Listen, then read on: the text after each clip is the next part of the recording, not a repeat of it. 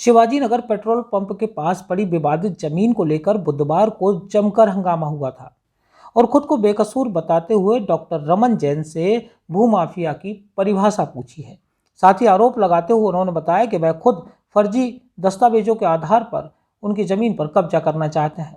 गुरुवार को एक स्थानीय होटल में आयोजित पत्रकार वार्ता के दौरान शासकीय अधिवक्ता अतुल सक्सेना और उनके भाई अमरीक सक्सेना ने मीडिया के माध्यम से अपनी बात रखते हुए कहा है कि बुधवार को जिस जमीन को लेकर डॉक्टर रमन जैन और उनके साथियों ने जो हंगामा करते हुए उन्हें भूमाफिया कहा है वह पूर्ण रूप से गलत है। उन्होंने कहा डॉक्टर रमन जैन न्यायालय से खुद अपील हार चुके हैं। 28 मार्च को न्यायालय द्वारा जैन साहब की अपील खारिज की गई थी और 345/2 में अतुल सक्सेना का कब्जा होना दर्शाया था। उन्होंने बताया कि न्यायालय के आदेश के बाद विपक्षी ने उनकी बाउंड्री वॉल तोड़ दी। इसकी सूचना मिलने पर वह लोग पुलिस प्रशासन को सूचित कर मौके पर पहुंचे थे और अपना कब्जा ले रहे थे।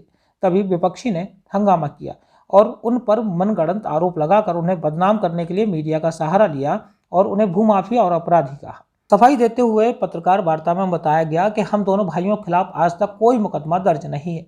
उन्होंने कहा बल्कि विपक्षी लोगों के द्वारा राजनीतिक षड्यंत्र रचकर उनकी जमीन पर अवैध कब्जे का प्रयास किया जा रहा है। उन्होंने जिला प्रशासन से अपनी सुरक्षा और जमीन को बचाने की मांग की है। मैं इनका बड़ा भाई हूँ अखिलेश का, क्योंकि उन्होंने मेरा नाम भी लिखा अमरीश सक्सेना। भूमाफिया में 40 साल मैंने गवर्नमेंट नौकरी करी, एक क्रिमिनल केस नहीं है। उन्होंने कहा भूमाफिया है तो मुझे आज आना पड़ा प्रेस के सामने कि मैं भूमाफिया नहीं हूँ। ना मैं मौके पे था कल।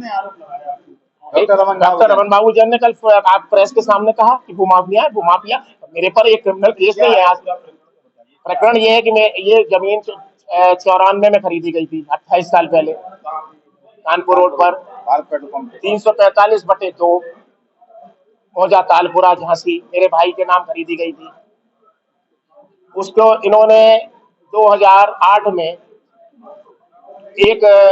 मैंने 2001 में हमसे खरीदी है जमीन 50 डिसमिल 345/2। उसकी चौहद्दी में स्पष्ट लिखा था कि दयाराम लोहिया आदि की जमीन से लगी हुई है।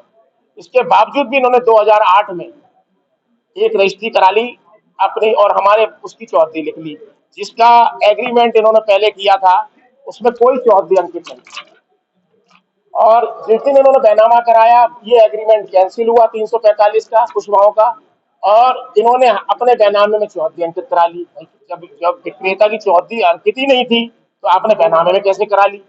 वहीं से इनका विवाद शुरू हो गया। हमने कैंसिलेशन ऑफ सेल डीड का दावा लाए, उसमें कोर्ट ने हमारा पोजीशन माना, हमारे को मालिक माना 345/2 के। हमारी दुकानें कमरे सब हमारे माने गए और ये स्पष्ट कर दिया कि इसकी तोड़फोड़ ना करें मजाक। उसके खिलाफ ये हाई कोर्ट गए, हाई कोर्ट ने इनकी खारिज कर दी। हम बकरार चले आ रहे थे, बीच में 2013 में फिर प्रयास किया, उस पर फिर नपाई हुई थी, उसमें ये प्लॉट माना गया 345/2 है।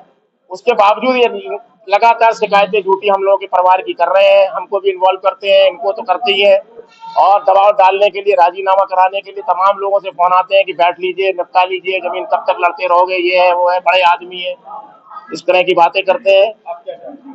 हम ये चाहते हैं कि जो कोर्ट के आदेश है उसका पालन हो। ये अभी 23/8 झांसी से राहुल उपाध्याय की रिपोर्ट।